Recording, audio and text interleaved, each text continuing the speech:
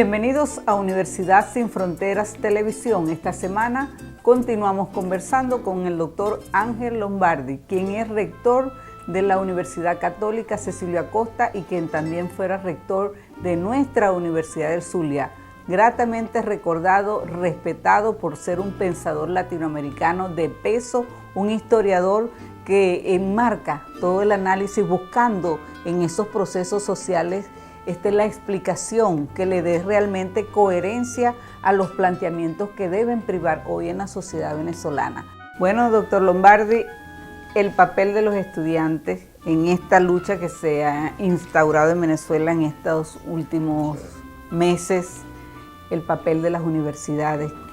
¿Qué proponer desde las universidades que pueda ser escuchado no solamente por los actores políticos, sino por todos los venezolanos, para que busquemos y confluyamos todas nuestras energías, nuestras acciones y palabras y podamos realmente empezar a reconstruir nuestra Venezuela? En el mundo moderno, recuerda que la humanidad hasta el siglo XIX, el promedio de vida era 30 años, o sea que era un mundo de jóvenes, porque la mayoría no llegaba viejo. Y por eso se sacralizó la figura del viejo, que era casi como un designio divino que alguien sobreviviera, ¿no? En el siglo XX se generalizó, o sea, afortunadamente, la humanidad avanza, el promedio de edad está entre 70 años para arriba, variando de algunos países. Entonces la juventud se convierte en una categoría importante por el cantidad, o sea, demográfica, ¿no? Muy importante, y además por razones biológicas y psicológicas. El joven es contracultural. ¿Sí? Cuando el joven intuye, más que conocer, intuye que se le está negando el futuro, oportunidades, reacciona. Y a mi juicio eso está pasando en Venezuela en parte. Que la juventud del 28, emblematizada en la famosa generación del 28, sabía que con Gómez no tenían futuro. Sabía que en la Venezuela de los caudillos ellos no tenían futuro. Y estaba surgiendo ya la nueva Venezuela, la Venezuela del petróleo, ¿no?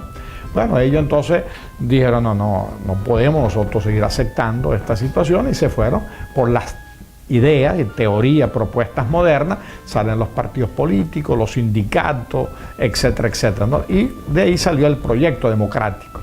Entonces, igual está pasando ahora. En nuestro mundo universitario, por ejemplo, tú preguntas a un joven, ¿cómo son tus oportunidades con respecto a tus padres? La mayoría te va a decir, son menos oportunidades de las que tuvo mis padres. Entonces, por primera vez en los 100 años petroleros, nuestros hijos y nuestros nietos tienen menos oportunidades que las que tuvimos nosotros.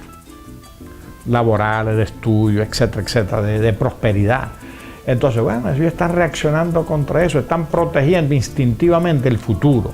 Ahora, ¿cómo se protege instintivamente el futuro? Demandando los cambios que ellos piensan que hay que cambiar gobierno, cambiar política. Ellos te critican igual al gobierno como a la oposición, porque es un movimiento más que es político, pero también es contracultural, y es una necesidad de recuperar el proyecto de futuro. Ahora, las universidades, que es un poco como el sitio donde el joven se hace, nuestro primer deber es empezar a tratar de atender cualitativamente a ese estudiante. No podemos seguirlo malformando, no podemos permitir que se gradúe en donde su formación es deficiente, tanto a nivel técnico profesional como de formación integral. Es decir, si nosotros lográramos un porcentaje importante de egresados en todas las carreras, no corruptos, competentes y que crean en el país o que trabajen por el bien general, ya estaríamos cumpliendo como universidad nuestro papel. O sea, porque nuestra primera responsabilidad es la formación adecuada de ese joven. Porque si sacamos un buen médico inescrupuloso, si sacamos un economista incompetente porque todavía está viviendo las teorías económicas hace 100 años, le estamos fallando al país. Entonces lo primero es formar muy bien a nuestro profesional en términos de competencia técnico-profesional y en términos de formación integral. Es una persona que sepa exactamente que es un servidor, que es una persona que va a la calle a ejercer la profesión decentemente y a servir y eficientemente, ¿no? Después viene la investigación, la extensión, es decir, todas las demás tareas que nosotros tenemos que hacer para ayudar al país, o sea, a ver las cosas como debe verlas. En teoría nosotros somos la conciencia lúcida, en teoría. En la práctica, lamentablemente, estamos muy lejos de ello, ¿no? Pero en teoría, el país espera que nosotros establezcamos las respuestas. ¿Por qué? Porque las respuestas del mundo moderno tienen que ser tecnocientíficas. Cuando la gente se queja del problema de la electricidad, ese no es un problema del político, ese no es un problema del ciudadano, ese es un problema del técnico, del profesional que te dice, mira, para resolver el problema venezolano de electricidad necesitamos tanto hidroeléctrica, tantos termoeléctricas, tanta generación de energía atómica, eso necesita tanto dinero, eso hay que instalarlo en tal sitio. Sí, la razón técnica es el verdadero gobierno de la modernidad. ¿Y dónde se forma la razón técnica? En la universidad. ¿Cómo elevar esa motivación en esa juventud, en esa generación de relevo ante un país que le está dando una visión de que el no estudiar te puede conllevar a tener mejores oportunidades? Bueno, ese es mi juicio, uno de los problemas más graves. O sea, bueno, primero con el ejemplo. Nosotros somos un mal ejemplo.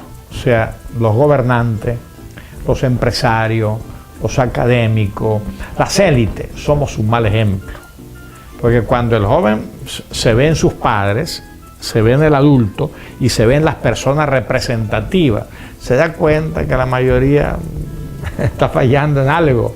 O sea, no logra mantener su familia, no logra mantener una conducta honesta, son personas que buscan atajos. Es decir, yo creo que nosotros hemos sido un mal ejemplo en general. Estoy hablando de las élites. Es decir, cuando tú ves a un presidente de la República diciendo barbaridades, producto de su ignorancia o de su mala fe, y no me refiero solamente al actual, sino a otros muchos, ¿no?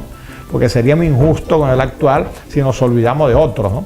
Cuando tú ves a un empresario en capitalismo salvaje, que lo que le importa la ganancia como sea, sin tener ningún tipo de responsabilidad social, cuando tú ves a nuestros profesores que pasan 30 años en la universidad sin producir una idea y de pronto conductas inadecuadas, cuando tú ves la propia dirigencia estudiantil corrompida, donde te establecen las propias universidades y tú sabes que es así, delincuencia organizada, entonces el joven dice, cónchale, esto está perdido, porque quien debería ser, porque la ética no se predica, se practica. Yo siempre tengo entre mis normas de vida, he aprendido a desconfiar de la gente que habla mucho de algo, porque aquello que aplica la sabiduría popular, dime de qué te jactas o de qué presumes para decirte de lo que falta. Apenas alguien me dice, yo soy honesto, de una vez yo desconfío de esa persona. Porque el que se me presenta como honesto es porque sabe que no lo es. En cambio, el que nunca dice que es honesto, en ese sí confío.